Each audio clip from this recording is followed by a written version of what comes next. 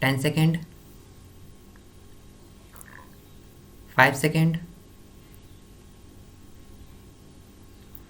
start. Yours is a conference of highly technical people, and you have asked a non technical person to inaugurate it, perhaps because it is the non technical people who have to get advantage of it, and especially as head of government here.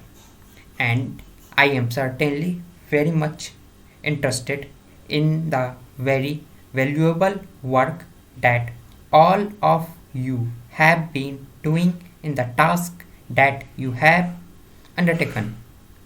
Geotechnical engineering is very for many of our activities in the present day world of science and technology, where we are trying to take advantage of the valuable resources that nature can give us, and also of how to utilize them, because that is the problem which is even more vital.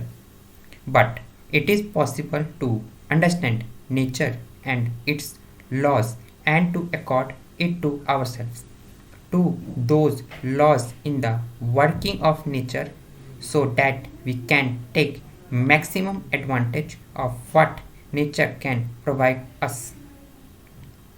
Whether it is flood control, or whether it is irrigation, or whether it is mere structure, it has got to be done in mind to match constructions.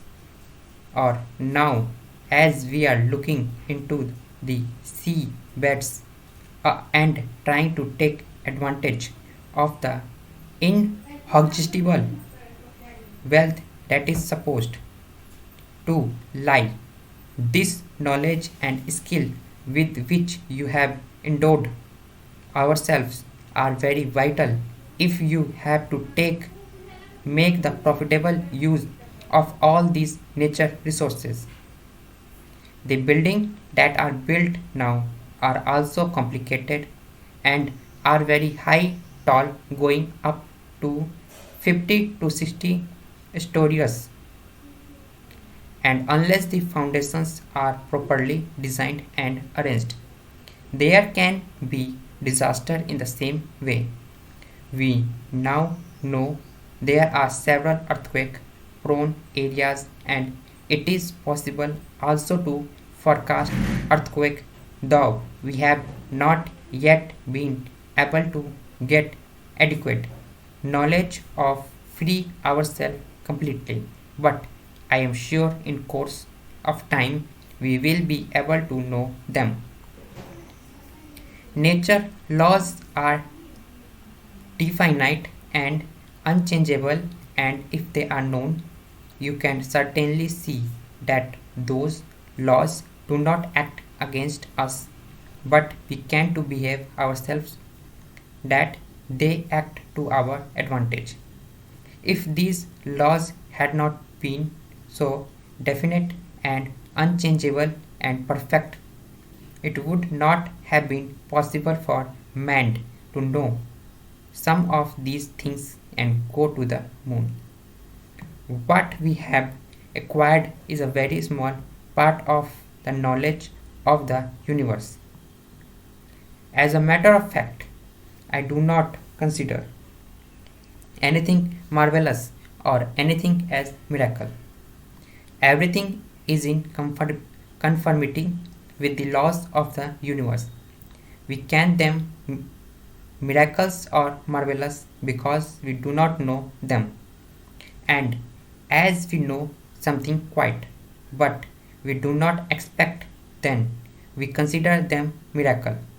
But that should make us something and should enable us to dwell more and more into the depth of the knowledge, so that in the modern world we can have a better, meaningful human society which works for the benefit of the whole human society.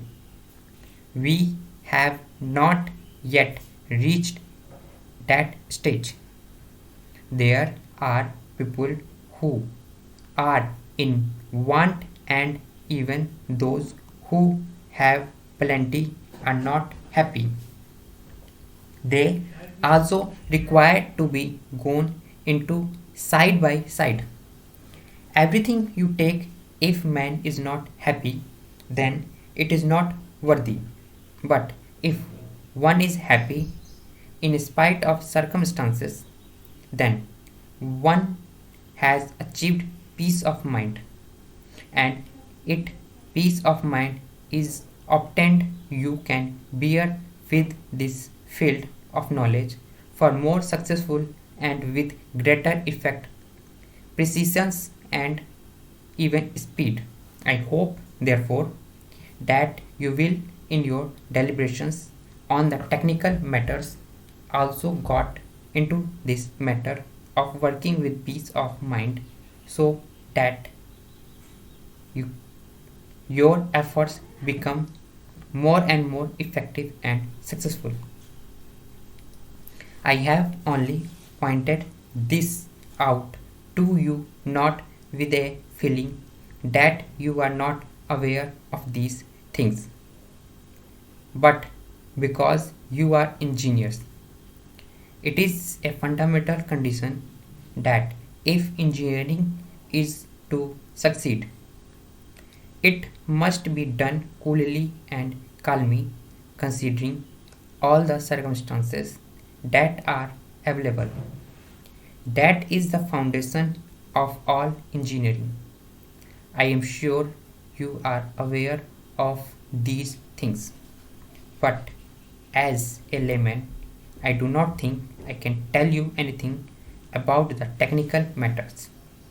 I can only tell you how technical matters can be utilized and more progress can be made in technical matters from technical ultimately.